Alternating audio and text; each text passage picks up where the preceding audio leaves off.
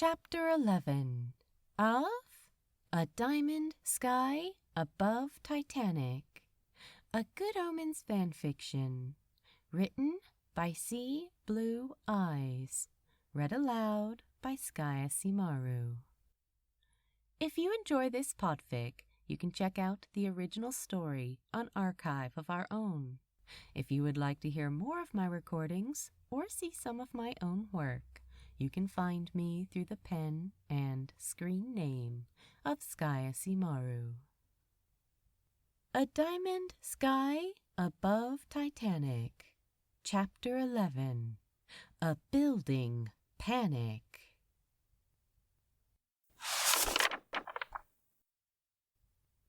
Aziraphale walked slightly ahead of the demon.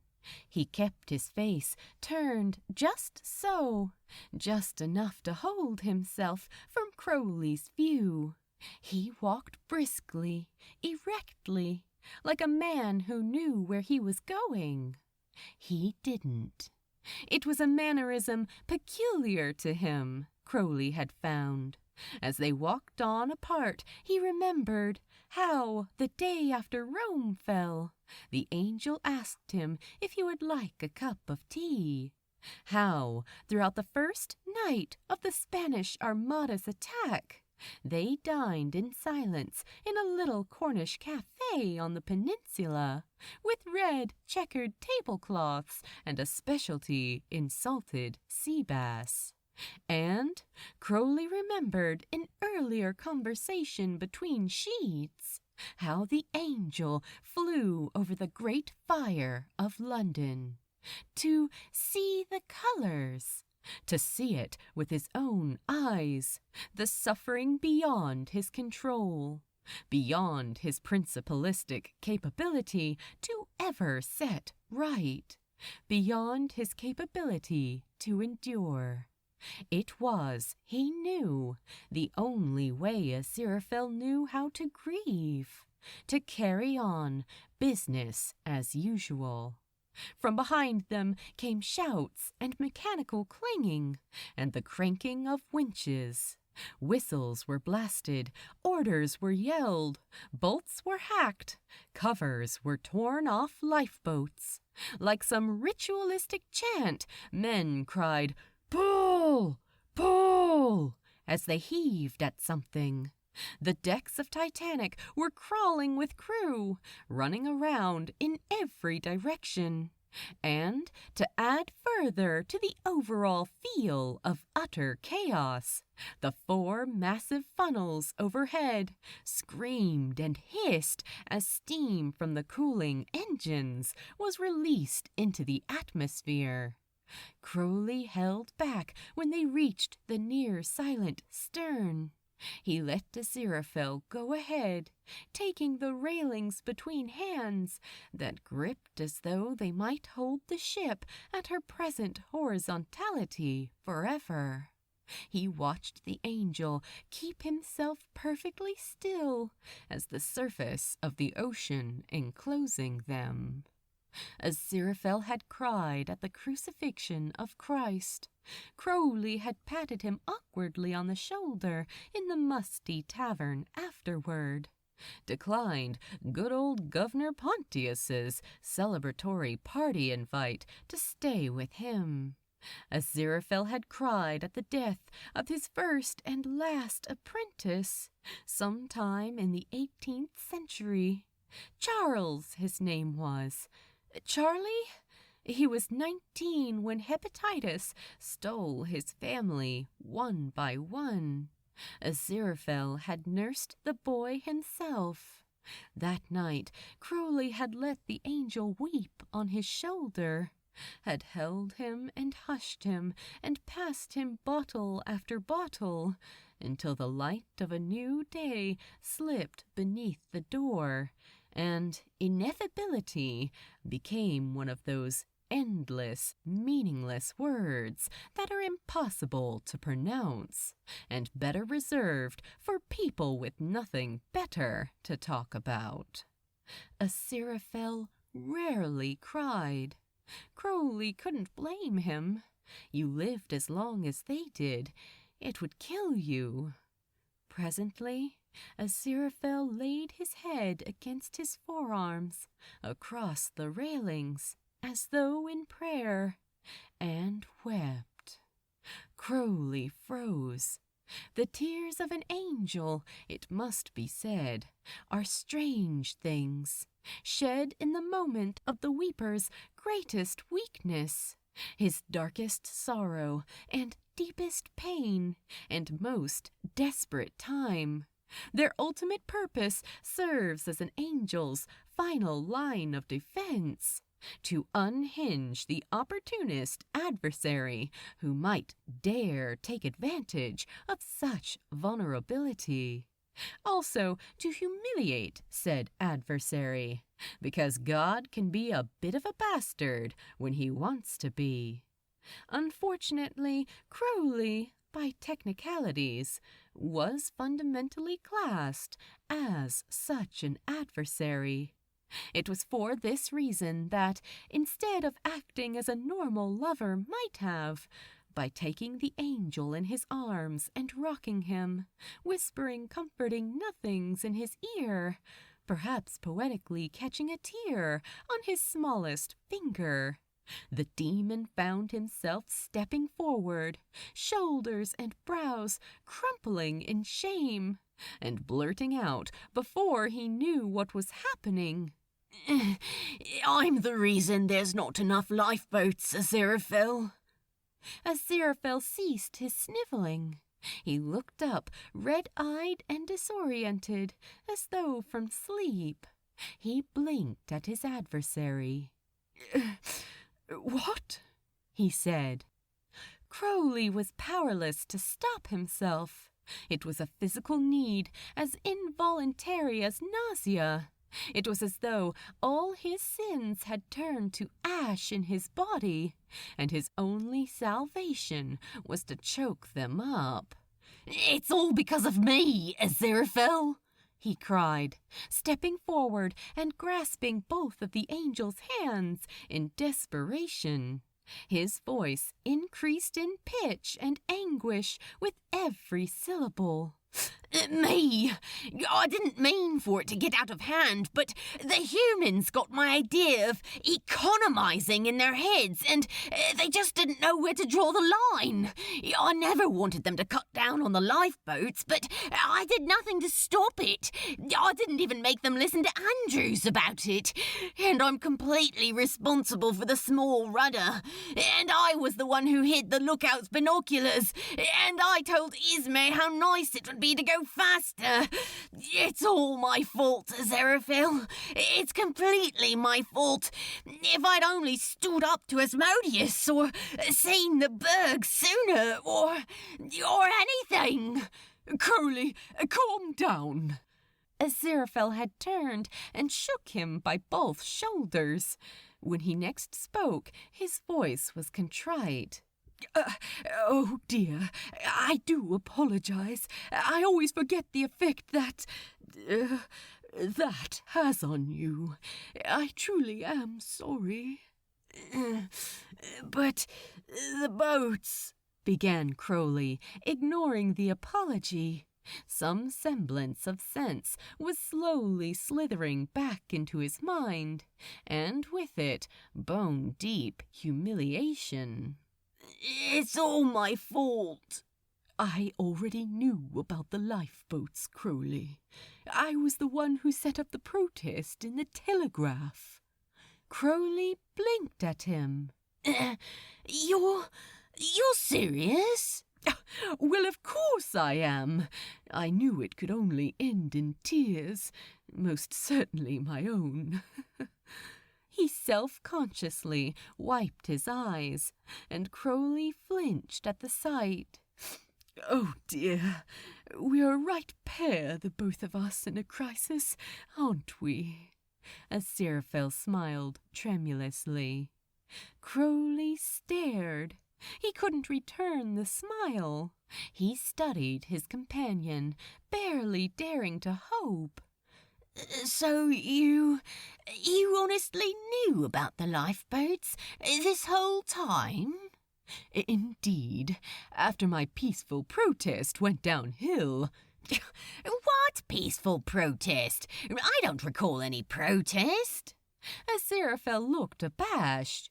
Well, like I said, it all went rather downhill. Anyway, after that, I wrote to the heavenly host requesting that I be allowed to intervene regardless, but, well, no such luck. Even that's a little too ineffable for the big boys, surely. If they knew there was a chance of this happening. Aziraphale shrugged. Like they say, it is not given to us to understand his ineffable wisdom. Crowley made an incoherent, dismissive sound that sounded something like and turned away. It was then that Aziraphale remembered, and, on remembering, wondered how he could have ever forgotten. You know, Crowley, there was something important I was going to tell you when I found you at the bow earlier, but in all the distractions, I'm afraid I forgot. Crowley raised his eyebrows at him in a manner that was most likely supposed to appear politely inquiring. With heavy reluctance, Aziraphale went on after a moment, addressing the perfectly still Atlantic. The water should have been roaring past them, far below, but all was still. On the subject of the heavenly host, the Metatron, he spoke with me earlier. Crowley, most alarmingly, blinked. The Metatron? There was a horrible pause as he tried to register this unnervingly uncommon occurrence. As in the Metatron, the voice of God, the Chancellor of Heaven, the great celestial cheerleader, etc.? If you say so, said Aziraphale, hastily banishing the image of gaily twirling pom-poms in the highest heavens from his mind. The Metatron, he told me... Oh, Crowley, he told me that heaven knows about us, only about our friendship, he added quickly, seeing Crowley start in horror. They just put two and two together, knowing that I hadn't been discorporated by you for some time. It was bound to happen eventually. Crowley stared numbly at the angel. What did they say, then, about that? Aziraphale hesitated. He was wondering, not for the first time, if it was really necessary to tell the demon all this, and just make an already absolutely, indescribably awful situation even worse.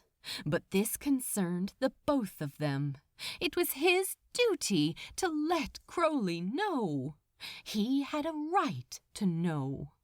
Eventually, he forced himself to go on, realizing how alarming his silence must be.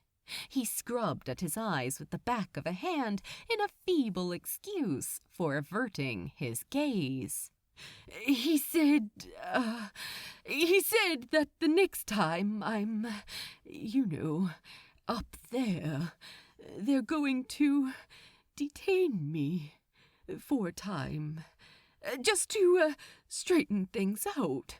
He said he wouldn't be surprised if you receive similar treatment from your side as well. Something about the source of their information being mutually exclusive, or some such. Batting for the other side, was he? Murmured Crowley humorlessly. Aziraphale, confused by the idiom, was silent. The sounds of the crew's efforts to free the lifeboats went on behind them, as noisily as ever, but it suddenly seemed as though the two were locked in their own pearl of solitude. So, are you telling me? Crowley spoke again, slowly, after several terrible, protracted moments. Are you telling me that the next time we're discorporated, we might not come back? Aziraphale winced. Well, no, he couldn't lie. It wasn't fair. Crowley deserved to know what they were up against. I think that's a possibility, yes, he admitted. Crowley's eyes widened so much that the angel caught a flash of night-dimmed yellow behind the glasses. On the decks there was a crash and a cheer, and the "pull" chanting did not resume. Okay, he said after a while, aiming for casual and missing by several nautical miles. All right. So, all we have to do is just not get discorporated then. Right, Aziraphale nodded, in what he imagined was an encouraging manner.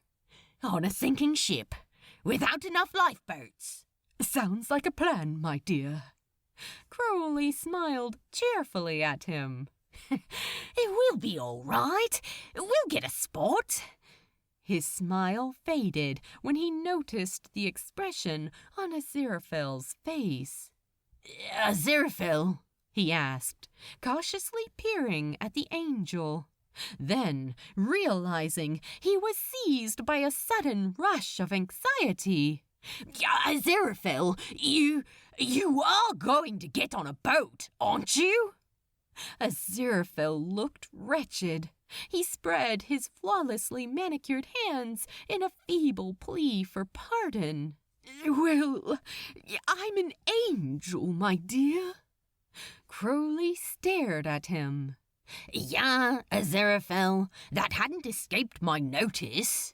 Well, I can't just get on a lifeboat and abandon ship now, can I? I've got to help. I've got to save people. It's down to my basic,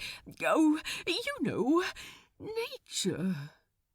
Crowley couldn't believe what he was hearing. Aziraphale, you just told me that heaven and hell are out to get us. Are you honestly going to risk your life on Earth, risk the wrath of heaven, just to save a handful of extra humans? Aziraphale grimaced, but didn't retract his statement. I'm an angel, Crowley. He mumbled again, suddenly very interested in the lapels of the demon's jacket. Crowley just stared at him in incredulity. Then he raised his hands up in the air. Okay, fine. If I stay and don't help you, but don't get in the way... He was a demon, after all. And then will you promise you'll get on a boat with me when the time comes? Yeah? Aziraphale looked surprised. Then he smiled, awkwardly and unsurely. You'd do that for me? Crowley closed his eyes in exasperation, then said grudgingly, Yeah, Aziraphale, I would. Suppose I owe you, what with the whole, lifeboat thing. And now just shut up about it, Kai, and let's get a move on before the panic really begins. Of course, beamed Aziraphale, nodding at him. Then, unable to help himself, You know, Crowley, when you want to be, you can really be such a... Angel, what did I just say? Right, Aziraphale said quickly, holding his palms up in submission. Crowley half turned, then stopped. he said. Where's the best place to start? You know, with this valiant quest of ours. Do we just tell anyone we can find to get on a boat as fast as they can? Or what?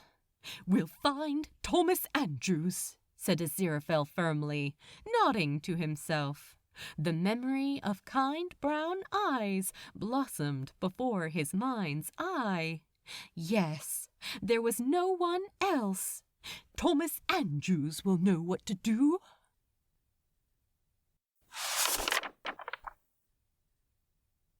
Inside the first-class lounge, it was as though nothing had happened. The band was still playing. The waiters were still offering pretty cocktails. The people were still laughing and chatting civilly in groups, in their tuxedos and elegant gowns, in their airs and graces. The only signs that anything was amiss were the chunky few in lifebelts, and the fact that when walking one way, the tilt of the ship was so that it was slightly more effort than walking the other way. It didn't seem as though a single person was aware that the ship was sinking from beneath them. Excuse me, can we get through, please?"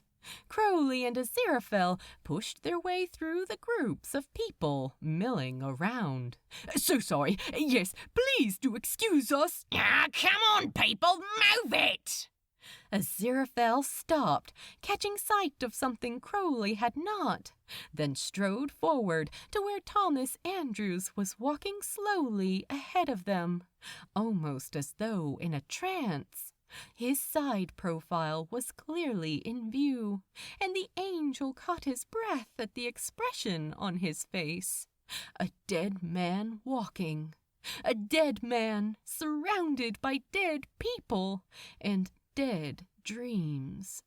Aziraphale didn't need telepathy to read his thoughts as he stared around at all the grandeur surrounding them.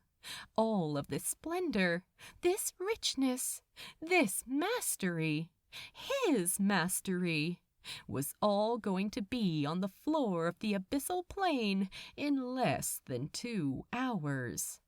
Everything he had worked for, and everything she had stood for as a result of that work, was to be lost. The only thing standing between them and the tragedy of the century was time. Aziraphale felt his throat close, felt as he always did, especially around these good souls, that pain as his own. Under normal circumstances, he would be capable of holding all that pain within him, of granting the sufferer a time of reprieve away from their grief. But tonight he was too saturated with his own sorrow to contain the crosses of others. And he knew that tonight, only hours away from now, he was going to have to experience the pain of far more people. It was almost more than an angel could bear.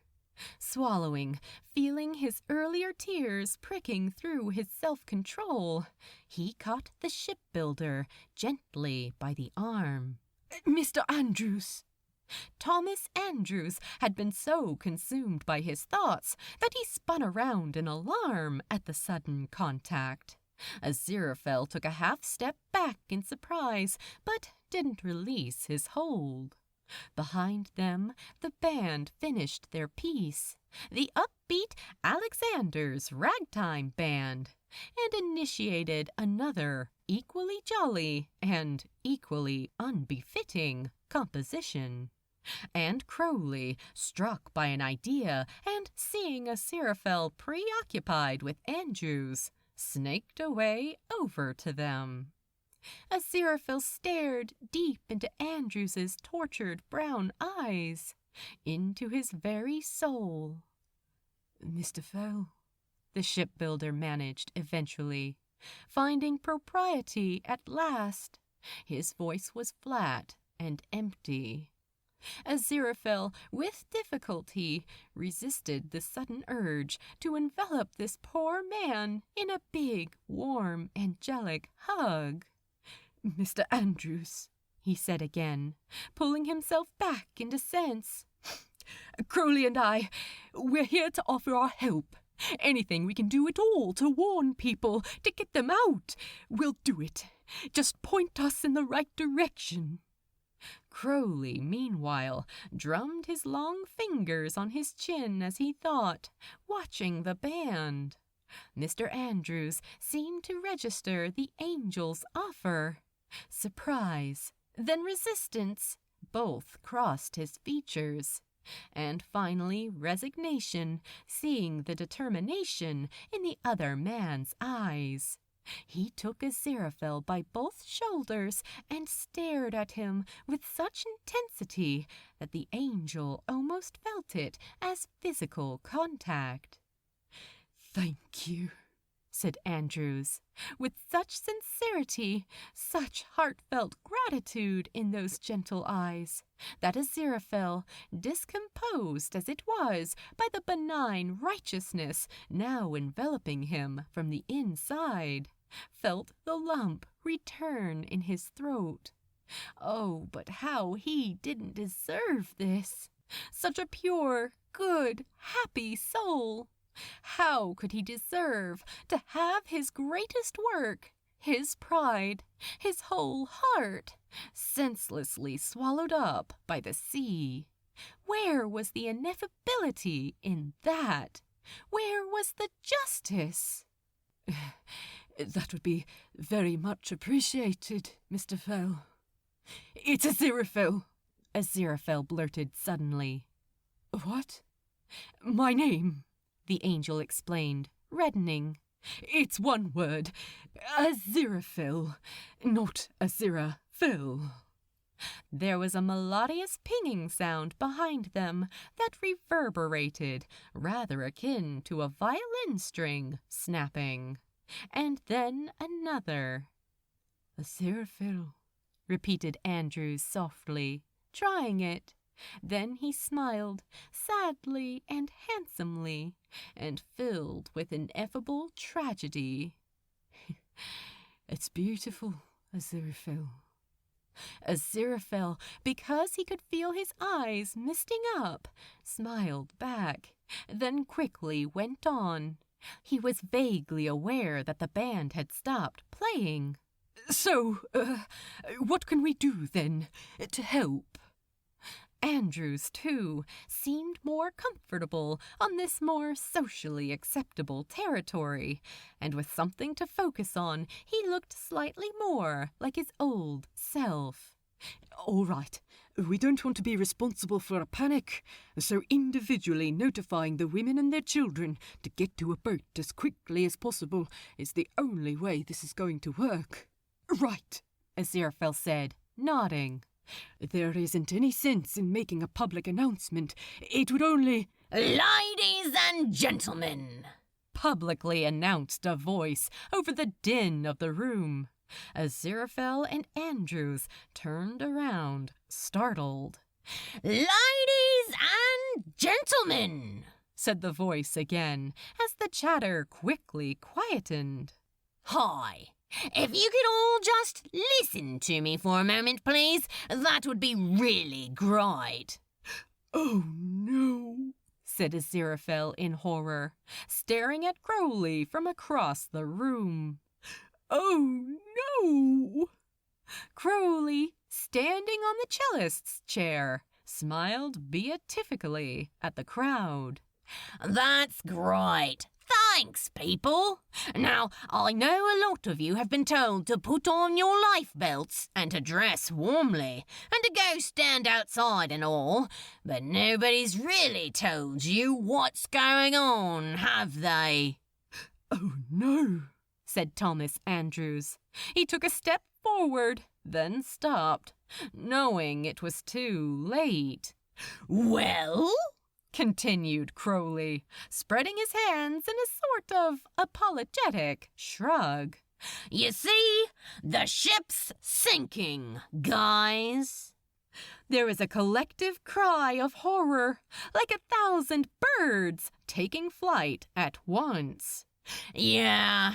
Crowley rubbed the back of his neck in mock embarrassment as the shouts of panic, the voices raised in fear and indignation, the questions and accusations and curses began.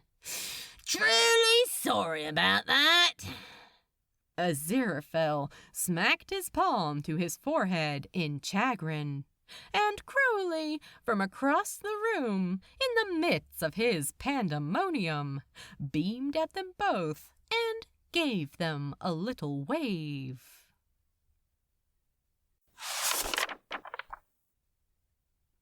Oh, come on. Don't be mad, Angel. It's not like we could have honestly gone around telling people one by one to get to a lifeboat. Where's the fairness in that? This way, everyone's got a fighting chance. Survival of the fittest, right? Oh, you know as well as I do that natural selection is one of the most heinous and misguided of theorems, snapped Aziraphale, pushing, carefully and politely, of course, past scrambling families down the narrow corridor. Not my fault. The buggers thought that one up all by themselves. I swear down. Aziraphale was too worried to give Crowley the glare he probably deserved as they ran down some stairs to E-deck. They stopped dead when they saw the water at the bottom, maybe waist deep, casting undulating ripples of light against the corridor walls.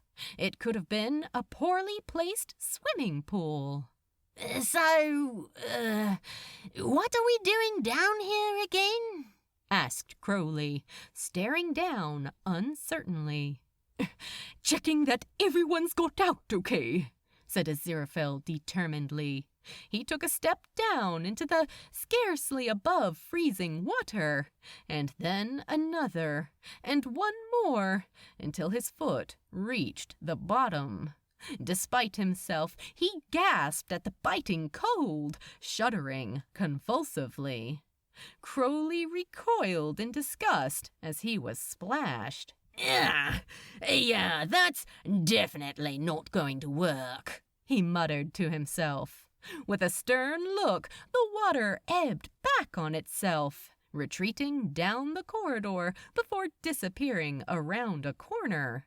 The only evidence that it had ever been present were the droplets trickling in broken veins down the paneling, the little pools puddling in slight imperfections in the levelness of the floor before running down the slant.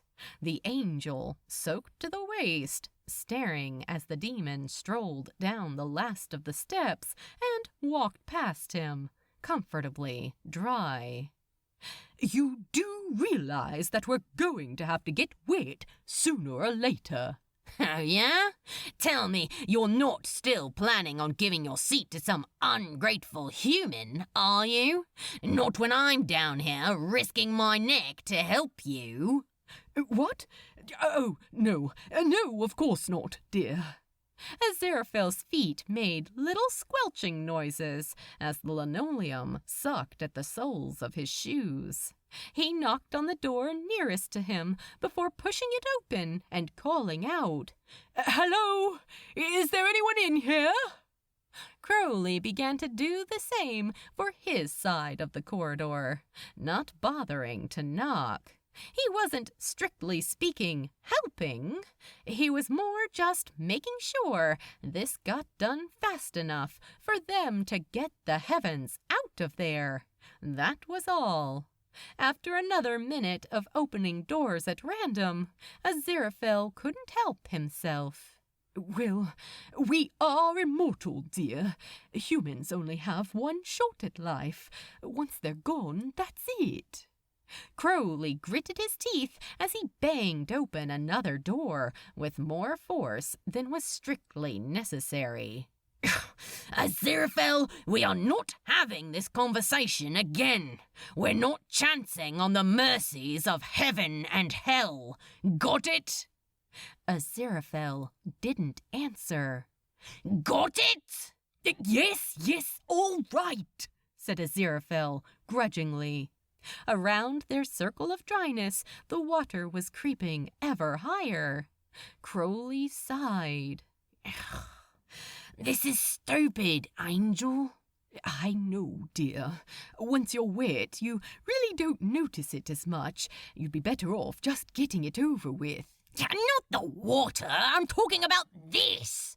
He gestured around him with his hands.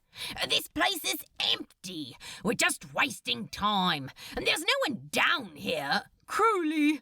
Then every light down the corridor faded out. They both jumped in shock, then cried out as icy water splashed around them thigh deep. Crowley, his point of focus gone, had lost his hold against it. Now it regained its righteous place against their warm, dry bodies with a gleeful vengeance. Crowley hissed in pain. Bloody hell, that's cold! Bloody hell, that's so bloody... All of a sudden, Aziraphale, one step into the room behind his present door, was completely lit up with a brilliant, harsh, and unmistakably divine blue shaft of light that struck him with searchlight intensity. Crowley, filled with horror and midway through his sibilant string of blessings, flattened himself out of view against the nearest wall, suppressed the almost overpowering instinct to transform into something of the Ophidian variety, and kept completely still. This time the Metatron didn't bother with greetings. Aziraphale, said the seraph, voice brusque and icy.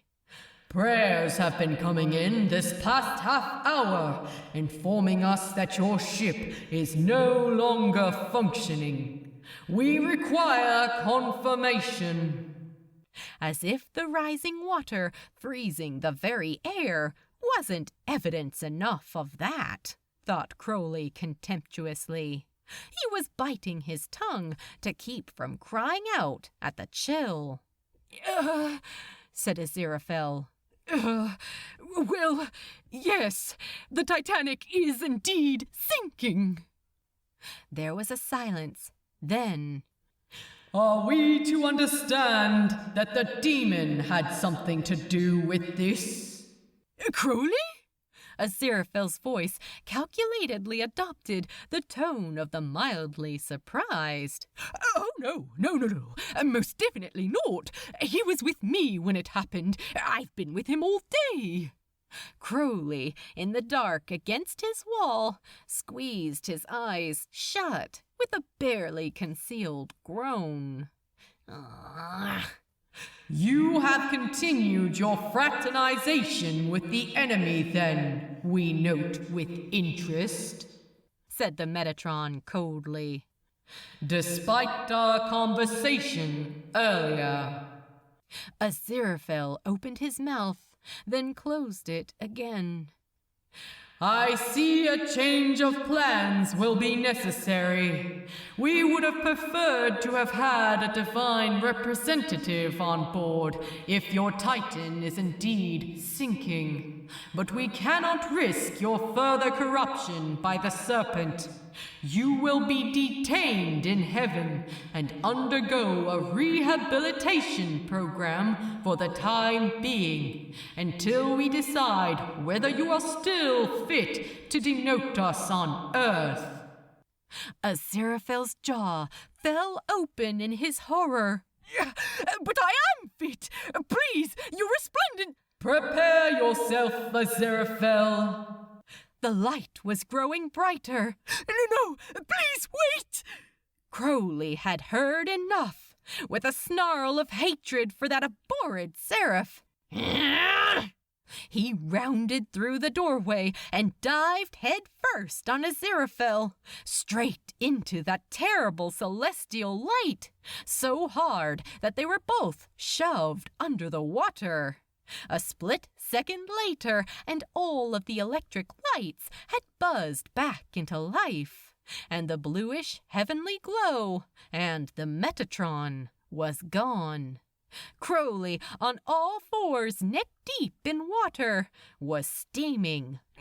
Shit, it burns! He cried, splashing and writhing. Aziraphale, it burns! Shit! Crowley! Aziraphale exclaimed in alarm. He grabbed the demon and pushed him under the surface, completely submerging him, then pulled back when he felt startled retaliation beneath his hands.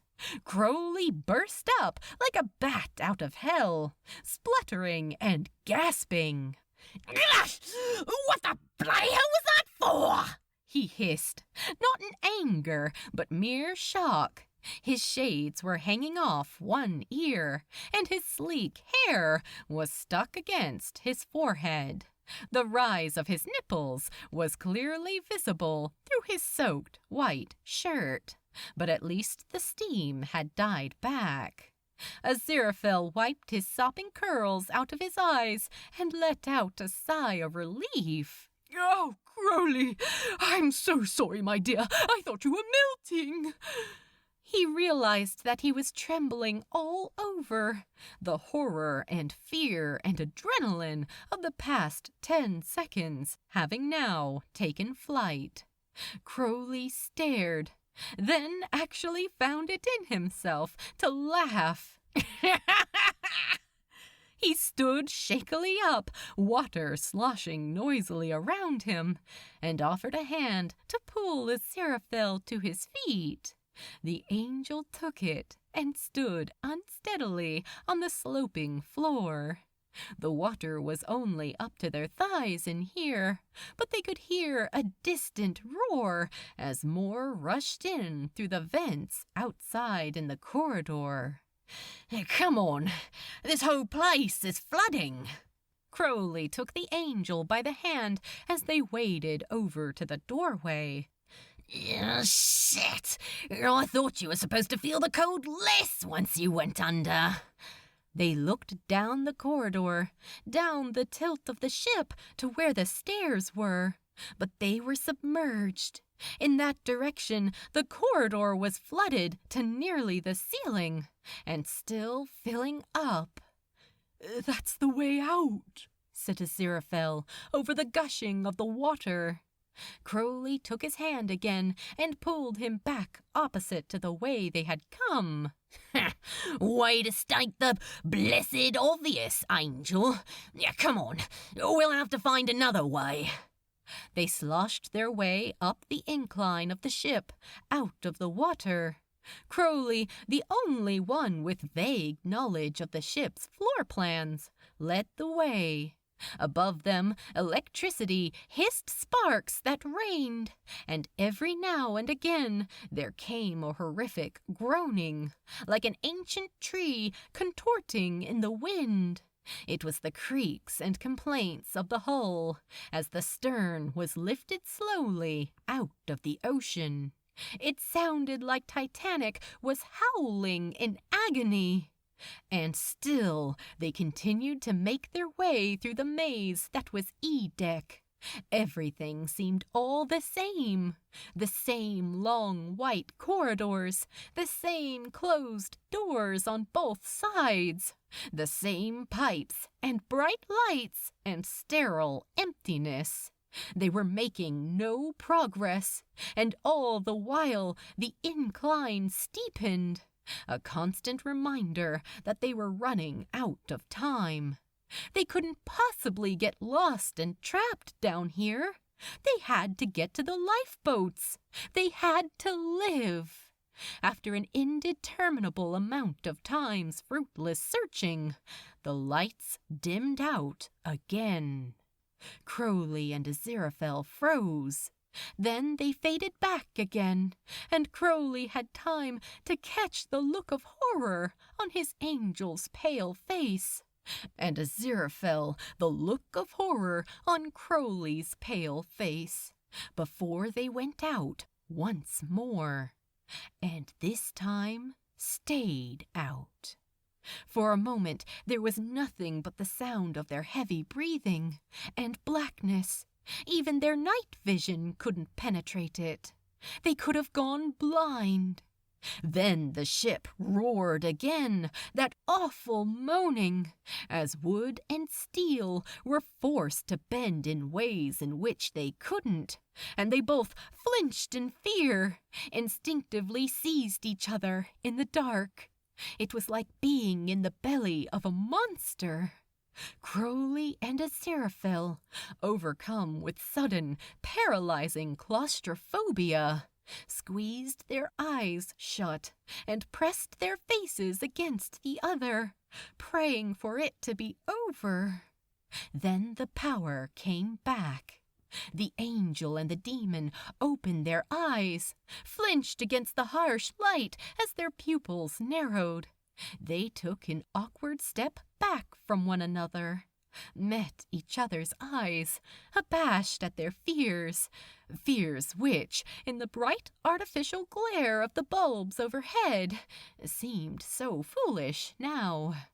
Then they threw themselves into each other's arms and were kissing.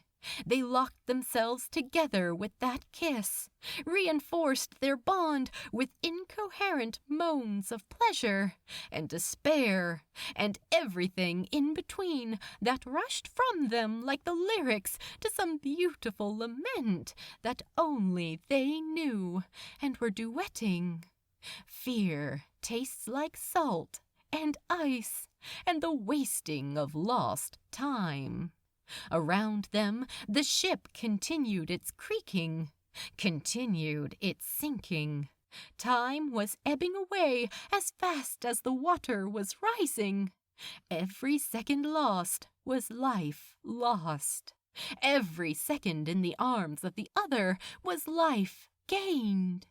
How typical it was, thought Crowley, that they had almost 6,000 years of each other's company, of acquaintance or enmity or reluctant friendship, and then they realized this whilst on a sinking, unsinkable ship. Just bloody typical. His lips at Aziraphale's ear.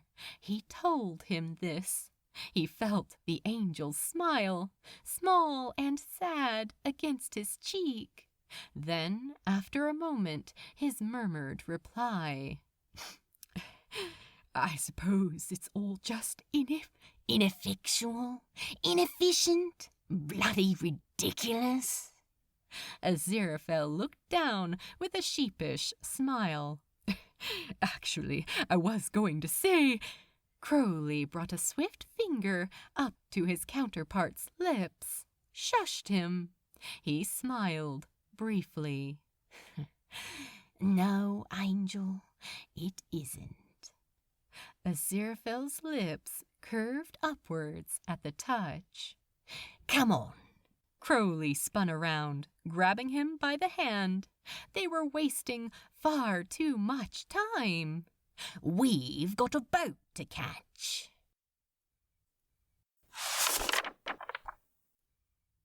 To be continued in Chapter 12. Thank you for reading. Please drop by the archive and let the author know what you thought of their work.